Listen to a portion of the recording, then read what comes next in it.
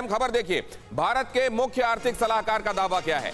America के सख्त रुख से रुपए की कीमत गिरी। सीईए ने कहा दुनिया की करेंसी में गिरावट के लिए अमेरिका जिम्मेदार। वी नागेश्वरन ने कहा अमेरिकी फेडरल रिजर्व ने आक्रामक मौद्रिक रुख अपनाया और सख्त रवैये से उभरती अर्थव्यवस्थाओं ने विदेशी पूंजी निकाली। मतलब सीधे सीधे कहा जा रहा है कि अमेरिकी जो केंद्रीय बैंक है उसने अपने इंटरेस्ट रेट को बढ़ा दिया और इस वजह से लोगों ने अपना डॉलर जो वहां इन्वेस्ट किया हुआ था वो निकाल लिया और उसकी वजह से आप ये देख रहे हैं कि डॉलर मजबूत हो गया और जो उन देशों की करेंसीज थी वो नीचे चली गई। क्या इसकी इस तरह का इंटरप्रिटेशन ठीक है आकाश जिंदल? बिल्कुल हुआ है। देखिए अब हिंदुस्तान से क्या हुआ, हिंदुस्तान से बहुत सा कैपिटल आउटफ्लो हुआ है। कैपिटल आउटफ्लो का मतलब, डॉलर आउटफ्लो का मतलब क्या है? डॉलर जितने जाएंगे हमारे यहां से, बड़ी सिंपल सी बात है, उतना रुपया कमजोर होगा। अब अमेरिका में जब रेट ऑफ इंटरेस्ट बढ़ा, जाहिर सी बात है उस बढ़े हुए इंटरेस्ट में लोगों का इंटरेस्ट होगा, ग्लोबल इन्वेस्टर्स का। और ग्लोबल इन्वेस्टर्स अगर हिंदुस्तान में बात की जाए सबसे ज्यादा अमेरिका के हैं, दुनिया में ही सबसे ज्यादा अमेरिका के हैं।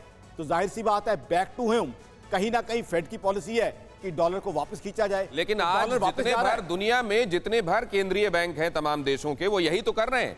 वो क्या कर रहे हैं? लिक्विडिटी को सख्त कर रहे हैं, मॉनेटरी पॉलिसीज में अपने चेंज कर रहे हैं और इस तरीके से इंटरेस्ट रेट बढ़ाकर पैसे लोगों के हाथों में कम रहे ताकि वो डिमांड सप्लाई मिसमैच है जो उसको वो मैनेज कर पाए। यही तो हो रहा है। तो फिर सिर्फ अमेरिका को गुनहगार क्यों कहा जाए? क्यों? इसलिए क्योंकि उसकी करेंसी डॉलर है जिसमें ज्यादातर कारोबार होता है। जरा देखिए क्यों गिर रहा है रुपया। एक अहम इंफॉर्मेशन आपके लिए मैं रखना चाहता हूं, क्यों गिर रहा है रुपया।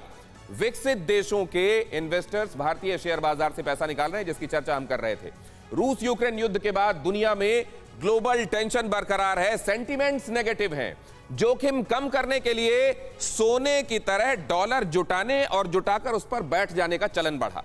अमेरिका के सेंट्रल बैंक ने ब्याज दरें 0.75% से बढ़ाई हैं। इसी का जिक्र अभी नागेश्वरन साहब का वो जो अभी मैंने स्टेटमेंट आपको बताया उसमें देखने को मिल रहा था। रुपया टूटने से क्या हुआ? रुपया टूटने से फायदे और नुकसान दोनों। फायदा थोड़ा सा, नुकसान ज्यादा, लेकिन फायदा भी बता देना चाहिए। आकाश जिंदल कह रहे थे बिजनेसमैन को एक्सपोर्ट से फायदा। जब आप कोई चीज बाहर भेजेंगे तो आपको बदले में डॉलर मिलेगा, उस डॉलर को जब आप कन्वर्ट करेंगे तो बदले में ज्यादा रुपए मिलेंगे। यह फायदा हुआ। नुकसान, पेट्रोलियम और सोने के दाम इससे बढ़ेंगे। अब फायदा और नुकसान जरा जल्दी जल्दी देखिए। विदेशी पर्यटकों का भारत घूमना सस्ता होगा। विदेशी पर्यटकों का भारत में घूमना सस्ता होगा। सामान की कीमत बढ़ने से महंगाई बढ़ेगी। और क्या होगा? मेडिकल टूरिज्म इंडस्ट्री को फायदा होगा। विदेश में महंगाई और पढ़ाई और महंगी हो जाएगी। विदेश से डॉलर भेजने पर, रेमिटेंस पर रुपए ज्यादा मिलेंगे, क्योंकि जब आप उसको कन्वर्ट करेंगे तो ज्यादा रुपए आपको बदले में मिलेंगे। लेकिन देश में विदेशी निवेश तेजी से घटेगा। यह फायदा नुकसान आपने देख लिया। और अब आप देख लीजिए कि ये डॉलर का रूप जो आज है वो कहां कहां कब कब कैसा दिखाई दिया है कंपैरिजन में। पाकिस्तानी रुपया 19 जुलाई 2021 को 159 रुपए 51 पैसे था, आज 225 रुपए हो गया। ये तो फिर भी आप अभी देख रहे हैं जो ये पहले का है, हालांकि हम जुलाई में ही चल रहे हैं, लेकिन थोड़ा पहले का 221, अब ये 225 हो गया। अब जरा आ जाइए चीन का युआन, इसमें क्या हुआ है? 6.48 युआन 19 जुलाई 2021 को, 19 जुलाई 2022 को 6.75 युआन। ये गिरावट तो इधर भी है। भारत का रुपया देख लीजिए 74.63 19 जुलाई 2021 को, साल भर पहले, और अब ये 80.87, शून्य एक आपको दिखाई दे रहा है थोड़ा सा पहले का।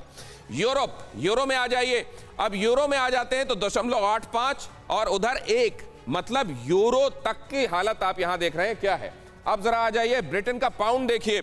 ब्रिटेन के पाउंड को अगर आप साल भर पहले देखेंगे 0.73, अब दिखाई दे रहा है 0.85। और सबसे आखिर में आ जाइए आप रूस का रूबल जरूर देखिए। रूस यूक्रेन युद्ध 74.05 19 जुलाई 2021, आज 56.26। बहुत फर्क, जितना फर्क इतने सारे सैंक्शंस के बाद रूबल पर पड़ना चाहिए था फिर भी नहीं पड़ा है। रुपए को भी अगर आप देखें तो बाकी करेंसी अगर डिवेल्यूएट हो रही हैं, डेप्रिशिएट हो रही हैं, तो उस हिसाब से अगर आप रुपए को देखें तो भी यह दिखाई देता है कि वो गिरावट नहीं है जो इस तरह के माहौल में अपेक्षित थी या जिसका अंदेशा था। संजय भारद्वाज जी, आपका कमेंट। देखिए बिल्कुल सही बात कह रहे हैं। पहली बात तो ये बात साफ है कि डॉलर नहीं, ये मैकडोनाल्ड डोमिनेट कर रहा है। दूसरी बात कि जो पिछले 2-3 साल में डेवलपमेंट हुआ है, अमेरिका ने अपना एनर्जी मार्केट और अपना आर्म्स मार्केट को मजबूत किया है। मैं और इसी की अब ये इसका इम्प्लीकेशंस जो एशियन कंट्रीज हैं, डेवलपिंग कंट्रीज है, उस पर पड़ेगा। मुझे लगता है कि जो सबसे बड़ा क्राइसिस आएगा इनमें वो फ्यूल क्राइसिस आएगा, और यहाँ पर भारत को टूरिज्म सब चीज बढ़ेगा, लेकिन भारत को जो संभलने की जरूरत है कि एनर्जी मार्केट को डाइवर्सिफाई करना पड़ेगा, खासकर जो अब इसको बहुत आसान शब्दों में सबसे पूछ लेता हूं सर, रुपया मजबूत हो इसके लिए क्या करना पड़ेगा? आकाश जिंदल सिर्फ 5-5 सेकंड में सबसे सर।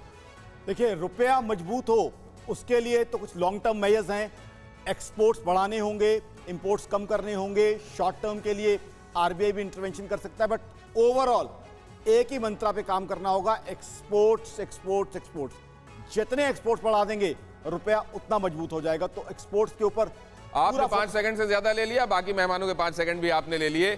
क्या रुपया जिस तरीके से मजबूत होगा क्या वो हम जल्द कर पाएंगे?